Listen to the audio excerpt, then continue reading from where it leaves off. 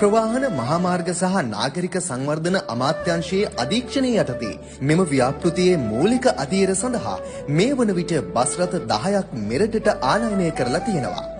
මෙම බස් රථවල මෙහෙයුම් සහ නඩත්තු කටයුතු සිදු කිරීම ලංකා මෙට්‍රෝ සමාගම විසින් සිදු කරන අතර මූලික අධීරයේ මෙම බස් රථ ක්ලීන් ශ්‍රී ලංකා වැඩසටහන යටතේ වෙන් වූ මූල්‍ය ප්‍රතිපාදන මත ආනයනය කර තිබෙනවා.